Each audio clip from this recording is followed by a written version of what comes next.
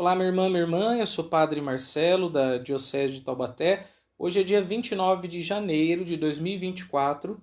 Vamos lembrar o que nós ouvimos ontem na missa, quando celebrávamos o quarto domingo do tempo comum.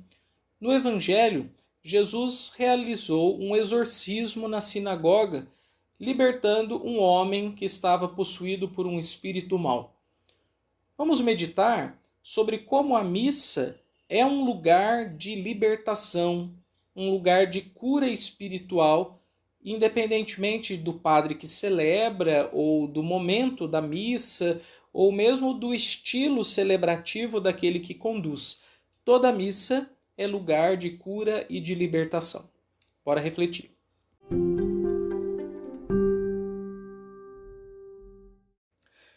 Eu vou dividir a minha reflexão em três partes. Numa primeira, vou falar sobre quais as características específicas da cura que Jesus realizou no Evangelho. Segundo, vou falar sobre a missa como um lugar de cura, a missa em geral. E por fim, em terceiro lugar, dar algumas indicações para bem participar da missa e nela alcançar cura e vida nova. Vamos lá. Quando Jesus estava lá na sinagoga, houve uma coisa muito interessante naquele espírito mau. Na tradição cristã, nós geralmente dizemos que o demônio é o pai da mentira. Mas quando os demônios veem Jesus, eles falam a verdade. Por exemplo, no evangelho de ontem, eu sei quem tu és o Santo de Deus. Mas Jesus, curiosamente, intimida o demônio. Cala-te e sai dele. Sempre que um demônio aborda Jesus, falando a verdade sobre Jesus, ele o manda se calar. Por que ele não aproveitou a oportunidade do marketing que os espíritos maus poderiam fazer a respeito da missão dele? Por que ele manda calar uma verdade? Existem várias hipóteses, reflexões sobre isso. Eu indicaria que uma é a de que Jesus não aceita que uma verdade não seja mobilizadora, que aquele que diz a verdade não viva essa verdade. E aqui não é uma questão de ser contraditório, porque todo ser humano é contraditório e Jesus nos acolhe mesmo assim. Mas o demônio não é só contraditório, ele é um disparate absurdo, porque ele não vive nada, não se esforça para nada, ele não se engaja em nada da palavra de Deus, na verdade de Deus, e ainda assim é capaz de falar melhor do que um professor de teologia sobre Deus. O demônio sabe muito sobre a verdade e é capaz de discorrer sobre ela, mas ele não aceita vivê-la, assumi-la, deixar-se mover por ela. Ora, Jesus, ao libertar aquele homem do espírito que fala a verdade, Jesus estava libertando o homem de uma verdade ineficaz. Ou seja, de um credo verdadeiro, mas que não era transfigurador. E a palavra do Senhor existe para transfigurar o coração. A primeira libertação que Jesus faz não é do espírito mau. É a libertação de uma verdade que não transforma. Veja, o problema não é a verdade. O problema é a relação com essa verdade. Ela se torna um disfarce, uma máscara, um oportunismo para não precisar mexer nas coisas. Jesus nos liberta de verdades sem efeito. Mas, em segundo lugar, Jesus liberta o rapaz do espírito mau. E aí sim, propriamente, é uma libertação do maligno, ou seja, das forças que tomam conta do interior do ser humano e que querem afastá-lo do bem, da saúde e de Deus. Ele nos liberta de tudo o que é mal. A obra da salvação, pois, é uma obra integral. Salva o corpo, a mente, o coração, o espírito.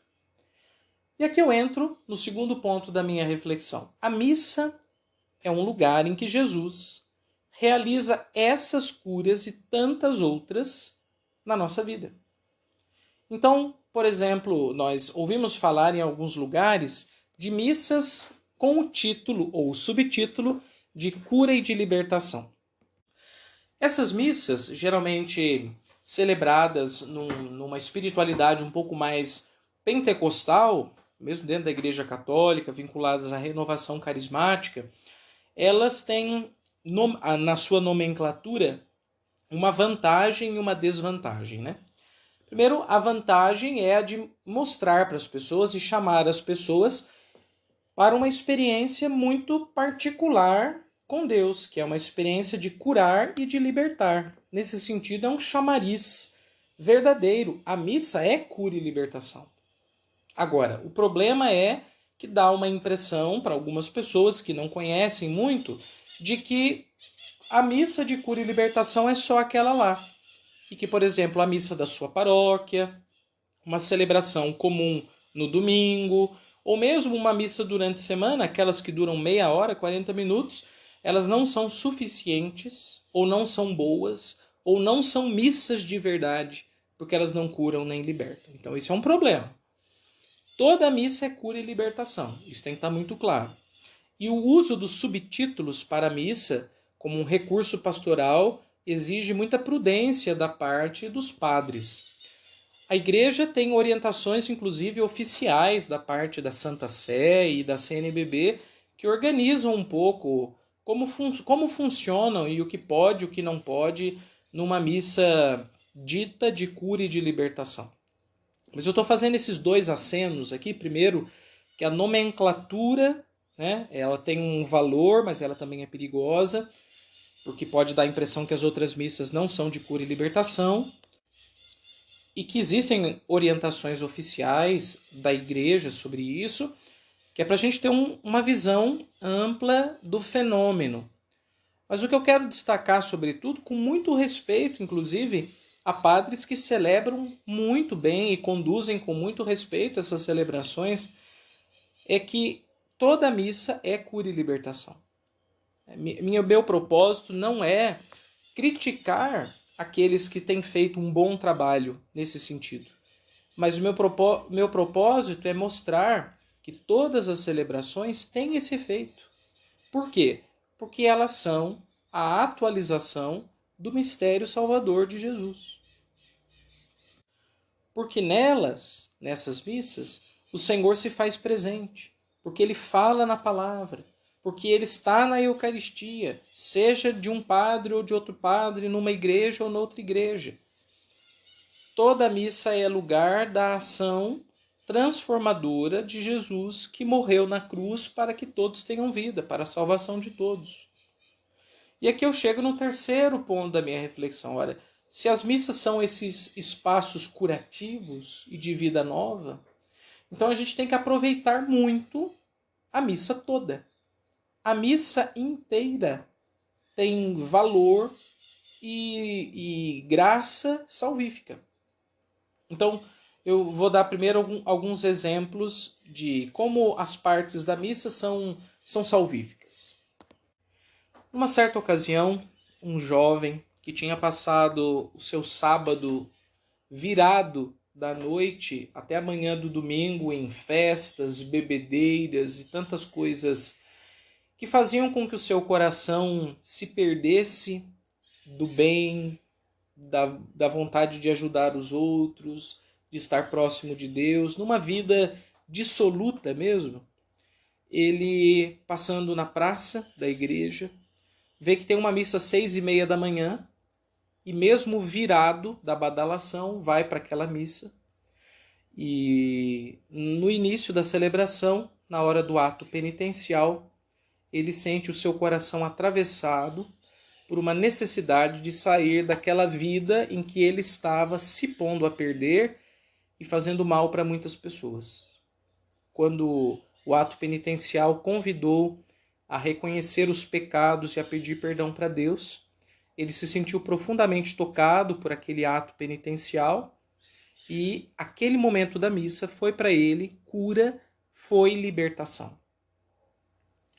Uma outra ocasião, uma pessoa foi à celebração depois de muito tempo sem ir à missa, nem tinha muito propósito mais de participar das missas, mas naquele dia ela foi, por uma razão específica, meio inesperada para ela mesma, né? Hoje eu vou. E quando ela chegou lá, a homilia do padre, a pregação, foi muito tocante. O coração dela foi atravessado por aquelas palavras que fizeram muito sentido. E desde então, daquela homilia, ela começou a participar de novo das missas com nova fé, com um novo ânimo, desejando seguir Jesus. Aquela homilia, para ela, foi cura e libertação. Ainda numa outra ocasião, uma pessoa entrou numa igreja e entrou bem na hora da consagração. E quando o padre levantava a hóstia e o coroinha tocava a sineta, e a igreja estava num clima de profunda oração, aquela pessoa lá na porta da entrada se sentiu tocada por aquela atmosfera profunda da presença do sagrado, e ali ela decidiu voltar para Deus. Então aquela consagração, de uma missa inclusive incompleta, porque ela chegou naquele horário, foi para ela cura e libertação. Me lembro inclusive de um padre que dizia que ele sentia muita raiva do bispo dele. Mas quando chegava lá naquela parte da missa em que se reza pelo Papa e pelo bispo, ele disse que ele falava o nome do bispo dele e procurava mentalmente imaginar o rosto do seu bispo, e enquanto ele pedia, oficialmente, né, pelo bispo diocesano, ele pedia ao Senhor que libertasse o coração daquela raiva e não deixasse ele sentir ódio do seu próprio bispo.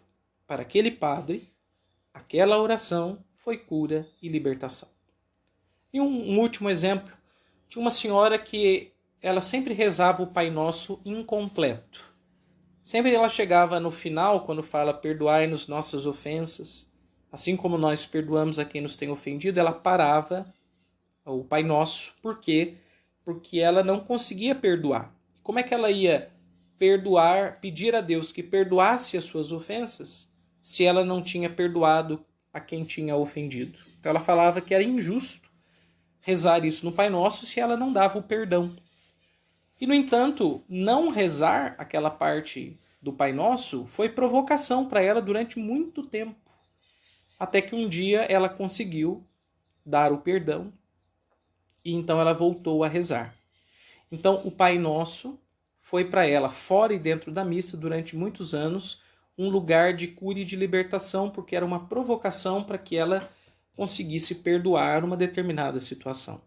Veja então como nenhuma parte da missa é desprezível.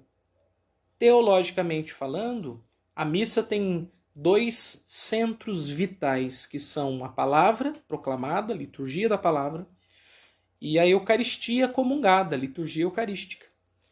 Mas existencialmente, na experiência que cada fiel faz a cada missa, uma parte aparentemente menor da celebração pode ser uma ocasião de grande graça, um ato penitencial, um glória, uma música, um silêncio, uma bênção, o que quer que seja.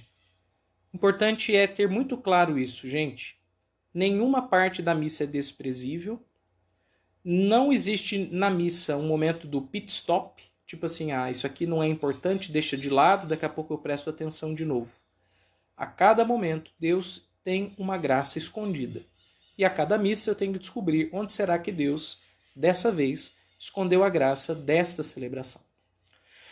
A segunda indicação prática é, para cada celebração que a gente vai participar, aquecer o coração em brasa para oferecer o incenso. Vocês já viram na missa em que o padre usa o incenso? O coroinha prepara brasa de carvão e coloca dentro daquele suporte de incenso móvel que a gente chama de turíbulo. E quanto mais brasa e mais aquecida ela estiver, na hora em que o padre deitar o incenso, que são bolinhas de resina perfumada, tanto mais fumaça e mais odor vai subir ao céu. Nós participamos bem de uma missa quando o nosso coração está ardendo de amor por Deus. E, no entanto, muitas pessoas vão à missa desligadas. É até normal que a gente chegue na missa um pouco esfriado, que a gente comece a missa um pouco apagado. Mas depois que a gente escutou as leituras e o evangelho, é um pouco difícil de entender como o coração permanece apagado. Porque a palavra deve acender o coração da gente para a ação de graças que será rezada na liturgia eucarística e comungada no pão, que é o corpo de Jesus.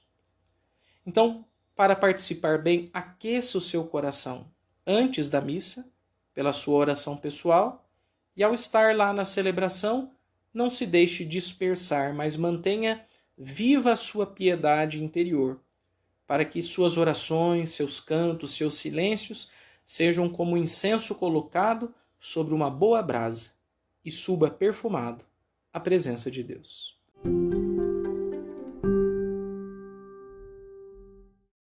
Nós estamos começando mais uma semana e, como proposta de oração, eu gostaria de convidar a você que, ao participar das missas, independente do padre que celebra, do músico que canta, das leituras que são lidas, das orações que são feitas, mas que você procure participar bem da missa completa, de todas as partes da missa. Por quê? Porque a gente nunca sabe em qual parte Deus está nos reservando a graça para aquela celebração. Da nossa parte, é preciso estar atento e com o coração ardente o tempo todo. O tipo da graça e a hora da graça, isso cabe a Deus. Rezemos sempre com um coração muito aberto, porque toda missa é grande vida e libertação para nós. Te desejo uma excelente semana e até a próxima com mais um Ontem na Missa. Até logo, pessoal!